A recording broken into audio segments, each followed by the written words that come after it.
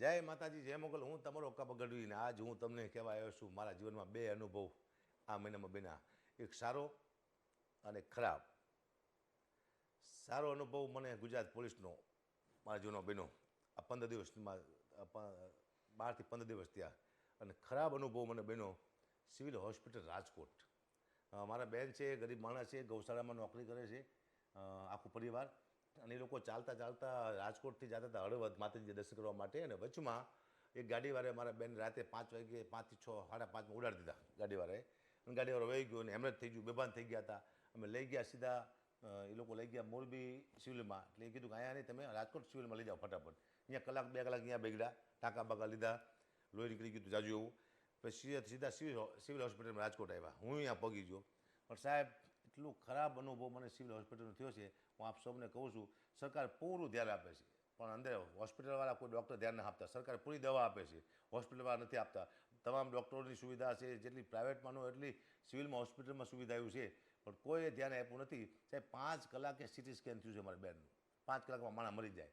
Line હતી આમ 10-12 જણાની ખાટલાની. આપ સીસીટીવી કેમેરા છે, આપ જોઈ શકો છો અહીંયા જઈને તમે. લાઈન હતી આમ. એટલે મેં કીધું ભાઈ ફટાફટ આમ લઈ લો, સિરિયસ છે કીધું.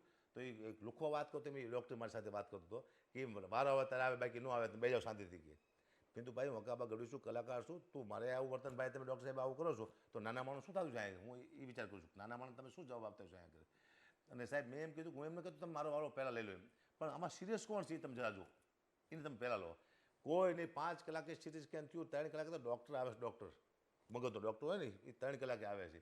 એટલે સરકારને કહું છું, હું અહીંથી આરોગ્ય મંત્રીને પણ કહું છું કે આપ ચોક્કસ ધ્યાન આપજો સિવિલ હોસ્પિટલમાં રાજકોટની, જેની માટે ગરીબ માણસો નભે છે. એવું હોય તો તમે તમારો કોઈ માણસ મોકલો, ગરીબ નાનો કોઈ વ્યક્તિ, ત્યાં કેવી સર્વિસ મળે તમને ખબર પડે ત્યાં.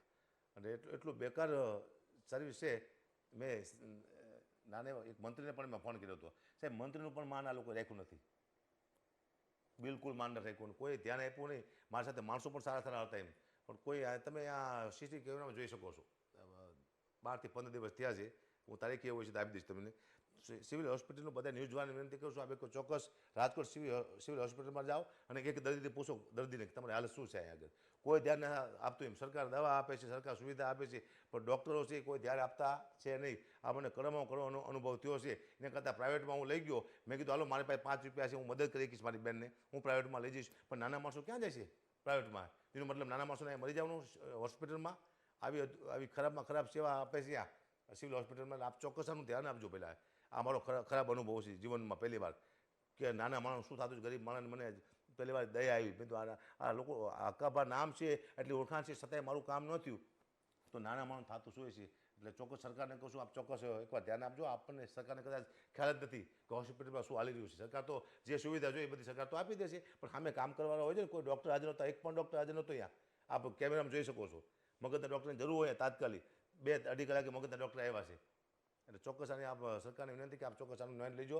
અને ન્યૂઝવાળાને બધાને કહું છું ચોક્કસ આપ નોંધ લેજો. સિવિલ હોસ્પિટલ રાજકોટ એ નાક કહેવાય આપણે ગુજરાતનું. સિવિલ હોસ્પિટલ રાજકોટની સિવિલ હોસ્પિટલ છે, ગુજરાતનું નાક છે. એ નાક કપાવવાની વાતું છે. તો ભાઈ નાના માણસો મળે છે, એકવાર ચોક્કસ ધ્યાન દેજો. આ તો હું જો મને ખબર પડી કે આવું બધું ચાલી રહ્યું છે. મારી બેન જીવન અને મરણ વચ્ચે ઝોલા ખાતી હતી. એ તો મારી દયા છે, બચી છે. હજી મારા બેનને ભાનમાં નથી આવ્યા. હજી આપ મારા બેનનું ઇન્ટરવ્યૂ લઈ શકો છો. અત્યારે મારા બેન ઘરે જ છે, નળી નાખી છે. નાના માણસો એટલે પછી જાજી હજો ટાઈમ પ્રાઇવેટમાં રાખી ન શકે. પછી હું વકાળ હોસ્પિટલ છે ત્યાં ગયો હતો. ત્યાં પણ મારા બેનના પૈસા કંઈક બિલ બન્યું હતું 35-40 હજારનું. એ લોકોએ મેં કીધું ભાઈ નાના માણસો છે તો પ્રાઇવેટ ડૉક્ટર નહીં સારા, ઓછા પૈસા લીધા, અડધા પૈસામાં દવા કરી દીધી. વકાળવાળાએ અડધા પૈસા રજા આપ્યા. પછી હું સ્ટર્લિંગમાં લઈ ગયો, વધુ બીમાર હતા એટલે.